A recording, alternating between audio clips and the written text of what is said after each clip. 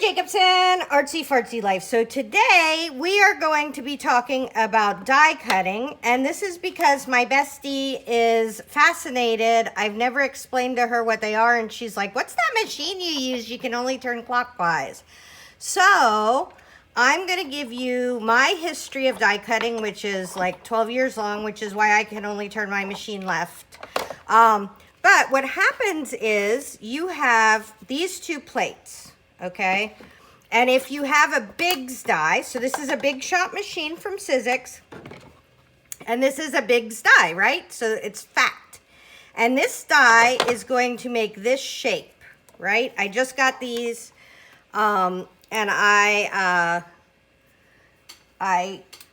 just got this die, and I got it to use with my metal paper that I just posted that link for. So I am going to make probably a metal door using, and I have 3 different colors of metal around here somewhere. I have bronze, I have gold, and I have silver. And I'm gonna make a door, but I know that the outside of the door is gonna be this gold color. So the one thing you need to do is you need to make sure that your paper is skinny enough to go between there. So I'm just going to cut off real quick these guys, right? So we don't need that edge. And then what you want to do is you want to use your plates, because your plates are what provides the force to push down on the die, right? And this is called a steel rule die, meaning there are deep steel shapes bent in here, and this will cut really thick stuff. This will cut chipboard, this will cut leather, this will cut all kinds of stuff. So then we make what's called a sandwich. Don't forget, we can only go clockwise now, because my Big Shot is getting old, and my husband said I can only turn it clockwise now. All right.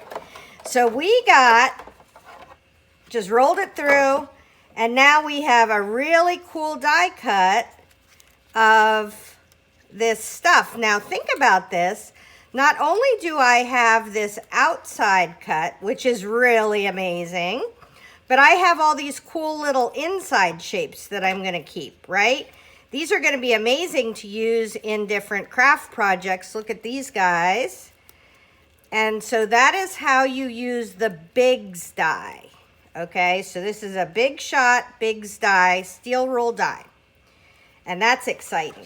Okay, so now we are gonna go grab the tiny guy.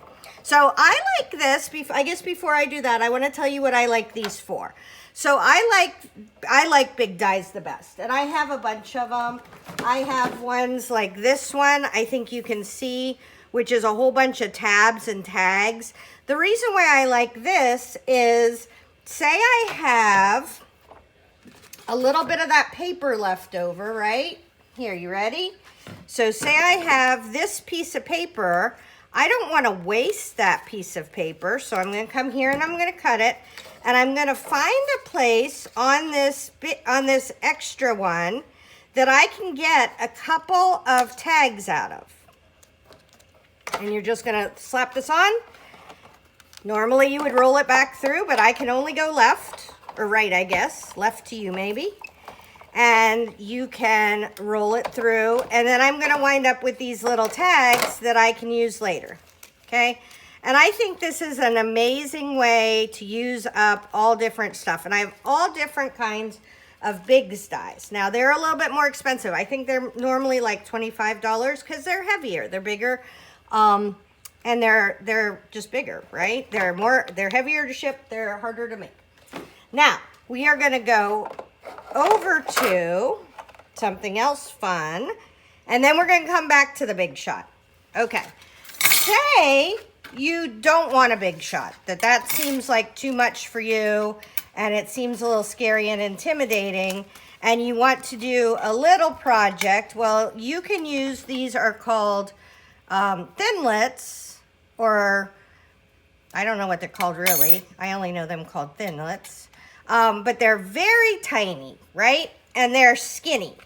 And so I have these ones And then I thought it might be fun to do one of these gold ones, to do a gold one with this and see what happens.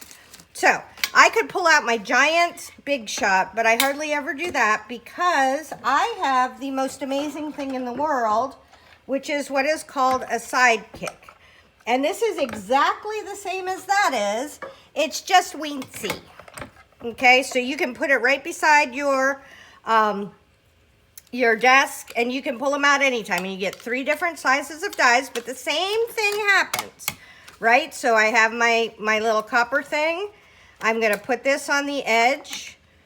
This is gonna be way too wide to go through the Sidekick. Remember, we can only go as wide as the thing is. So we're gonna cut this off. We're gonna take this little tiny piece of paper. We're gonna put it through the sandwich. Luckily with this one, I can go either way, but now I'm kind of stuck on going clockwise. And then you roll it through. And this is going to cut out this paper with all those little cutouts in it. So it's gonna wind up looking like a little cloud. And I need a poker. I don't know where my good poker is, but I want to poke through here, and I want to get this popped out so I can get it off of the, that's not working. I have a hat pin I usually use. Oh, here's a regular pin. Anything will work. You can buy an actual poking mechanism. But see, we have to get this out of here. See how all the little bits are coming out now? But we don't want to rip it because this is just paper, right? It's just a little piece of paper. We're just trying to get enough of this poked out so that it starts to release from the back of this die. And then I can pull the whole thing out. Oh, that one might have been it. See, that one popped it out. And now we should be able to get underneath this. Start pulling it up, and there it goes. It just came off the thing. And then you would get all these little pieces out of it, and it's gonna make the most amazing background,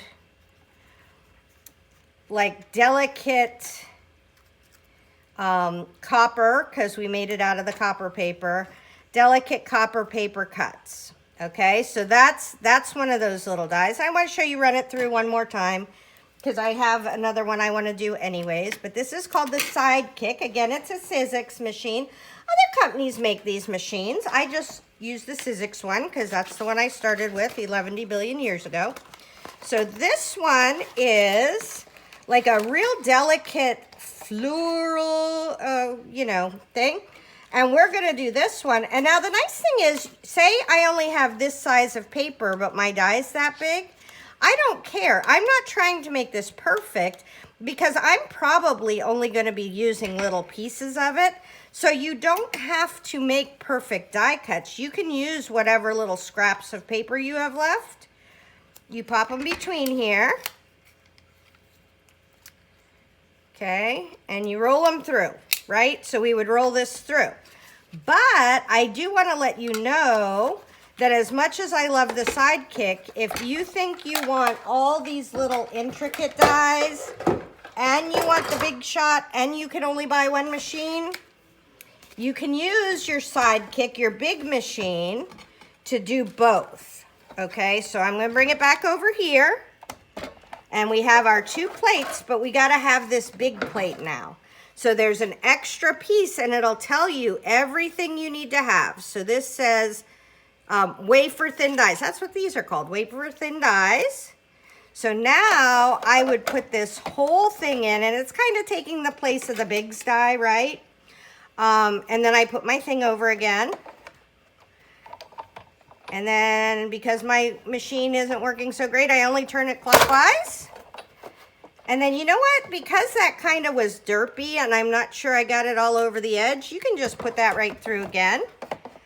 You can put it through. Sometimes if I have a very skinny little die and I have a very intricate pattern, I'll go over it a couple times because all it's doing is it's pressing this raised die through this paper. See that? And then this one's going to come off easier because it doesn't have quite so many little pieces. And look at how beautiful that is. So you can make amazing shapes with your die cuts.